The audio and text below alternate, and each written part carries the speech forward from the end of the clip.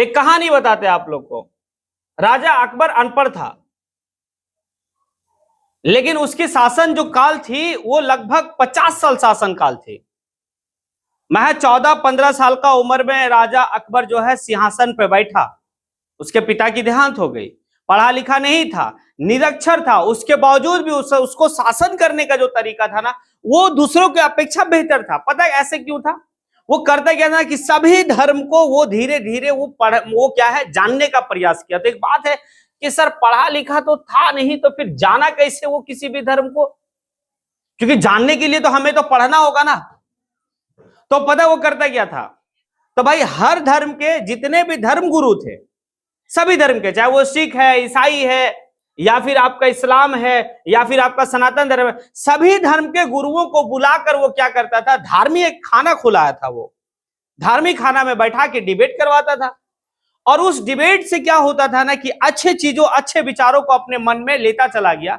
और एक वक्त ऐसा आया कि वो एक अच्छा शासक के रूप में सामने आया, दूसरे राजाओं के अपेक्षा। बात आया समझ में? तो बस यहां पर भी वही कि जब हमारे पास मुद्रण सांस्कृतिक नहीं थे, जब हमारे पास किताबें नहीं थी और पांडुलिपि के तहत जो है कि सारी चीज किया जाता था, तो ऐसे कंडीशन में जो गुरु होते थे वो क्या करते थे कि अपने शिष्य को बैठा लेते थे और भाई वो पढ़ते थे, उसको सुनाते थे और कुछ हद तक लिखने का बोलते थे कि लिखने का प्रयास करो। वो लिखने का तरीका बताते थे और वो लिखता जाता था बिना किताब का, जो है कि उनके शिष्य जो है वो क्या बन गए? साक्षर बन गए। बताया समझ में जी? लेकिन इतना से नहीं होने वाला है। अब आपको करना क्या होगा? आपको अब करना होगा कि भाई किताब तो आपको पढ़ना ही होगा,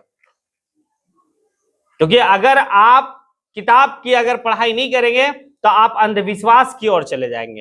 क्योंकि ये किताब जब से आया तब से आप लोग अंधविश्वास को धीरे धीरे खत्म होते देख रहे हैं। वरना लोगों में एक अंधविश्वास छिड़ा होता था ना।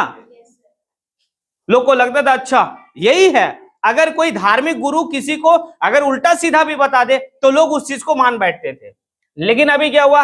आपके पास सोचने की शक्ति आ गई, आपके पास पढ़ने की क्षमता, तो आप ऐसे में क्या करते हैं कि भाई अगर कोई धर्म गुरु हमें कुछ भी बता रहा है, भाई पहले हम तो उसको जज करेंगे कि ये सही कह रहा या गलत कह रहा। उसके लिए हम लोग क्या करते हैं, अगर कोई धर्म से रिलेटेड अगर चीज वो धर्म गुरु बताता है तो हम लोग उस धार्मिक किताब को क्या करते हैं? लाते हैं, पढ़ते हैं। पढ़ने के बाद समझ में आता है कि वो बंदा सही कह रहा या फिर गलत कह रहा। इससे हम जजमेंट कर लेते हैं ना जी। बताइए भारत में छपाई कैसे आया? तो एक स्पष्ट रूप से आप लोग देख लेना कि पुर्तगाल का आना भारत में, आप लोग को पहला पता होगा कि अंग्रेजी कंपनी जो भारत में पहली कंपनी जो आई थी वो पुर्तगाल की कंपनी थी। यूरोप की अगर पहली कंपनी भारत में आई थी तो वो पुर्तगाल की कंपनी थी। ठीक है, वही पुर्तगाल जो है वो क्या है कि प्रिंटिंग प्रेस, छापे खाने का लेकर भारत को आया। कि जब भी कोई यूरोप से भारत की और पानी के रास्ते आया है तो भाई दक्षिण भारत की तरफ से आया है। आप लोग को पता है कि वास्को डिगामा, केरल के कालीकट, भाई तो ऐसे कंडीशन में क्या ना कि जब यूरोप से भारत में आया तो वो उसी नजदीकी और वहीं का भाषा से किताब की छपाई की। तो पहली तमिल भाषा जिसे किताबें छापी गई, अब धीरे धीरे इसको इसी तरह से छापता चला गया। किताबें छपी, कुछ पत्रिकाएं छपी, लेकिन जो सबसे पहले जो इंपॉर्टेंट बात है वो एक ये है कि भारतीय ने पहली पत्रिका जो छापी, अगर आपसे पूछा जाए कि भारत की पहली पत्रिका किसके द्वारा छापा गया था तो गंगाधर भट्टाचार्य के द्वारा। कौन सी पुस्तकें थी जी? बंगाल गजट। क्लियर जी? सनातन धर्म वाले लोग का मानना यह था, हिंदू धर्म के मानने वाले लोगों का यह था कि जो रूढ़िवादी सोच के लोग थे, जो विधवा अगर हो गई महिला तो उसको संग संग जो है कि दहन कर देना उसके पति के साथ, जिसको हम लोग क्या कहते थे? सती प्रथा कहते थे, बाल विवाह कहते थे। ये जितने भी परंपरा इस तरह की थी, ठीक है, इस तरह की परंपरा को जब लोग एक्सेप्ट करते थे उसको हम लोग रूढ़िवाद कहते थे। अब किताबें छपने लगी, जब किताबें छपने लगी तो ऐसे कंडीशन में पता क्या होने लगा? लोगों में जागरूकता आने लगी। और जब लोगों में जागरूकता आने लगी तो भाई ये जो रूढ़िवादी लोगों का जो दुकान चलना था वो धीरे धीरे दुकान बंद होता चला गया। अब दोनों के बीच में अब जब ऐसा है कि भाई कि रूढ़िवादी विचार के खिलाफ में जब किताबें छपने लगी तो ऐसे कंडीशन में रूढ़िवादी भी क्या करने लगा कि उसके खिलाफ में अपने तरफ से भी एक किताब छापने लगा, दोनों के बीच में। लेकिन होता क्या था कि ज्यादा तो लोग पढ़े लिखे नहीं थे, तो ऐसे कंडीशन में क्या होता था कि कोई भी किताब को लेता था, जोर जोर से पढ़ता था, लोग सुन सके, लोग समझ सके।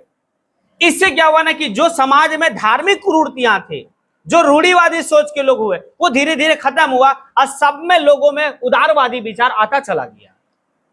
ये था हिंदू धर्म में। दूसरा मुस्लिम धर्म में पता क्या था, जो मुस्लिम धर्म के गुरु थे वो क्या थे, उनके मन में डर पता क्या सताता ये था कि भाई ऐसा ना हो कि जो विदेशी लोग आएंगे और विदेशी लोग जो है ना कि अपने धर्म के प्रति क्या करेंगे, लोगों को जागरूक करेंगे और हमारे इस्लाम धर्म को मानने वाले को क्या करेंगे, धर्मांतरण कराएंगे। क्या करवाएंगे, धर्मांतरण कराएंगे। तो उन्होंने भी अरबी और फारसी में क्या करने लगा कि भाई किताबें छपने लगी और छाप के लोगों तक पहुंचाने लगा। और देखो मुसलमानों में, इस्लाम धर्म में कुछ उलेमा जो होता है, जो धार्मिक गुरु उनका है ना, उनका एगो बड़ा तांडव वाला चीज है, पता है क्या, फतवा लगा देना। फतवा होता है ना जी, अगर आप अब ऐसे कंडीशन में, अच्छा आप कहीं जा रहे हैं, आपका एक स्टैचू बन गया, जैसे आपका स्टैचू बना दिया गया, कोई तस्वीर बना दिया, तो फतवा ला देता है, अच्छा आपको ये होगा वो होगा, आपको जो है कि आप इस्लाम से खारिज हो गए, आप ऐसे हो गए, आप वैसे हो गए। मतलब जितना तरह की डराने की बात होगी वो सब बात वो करेगा।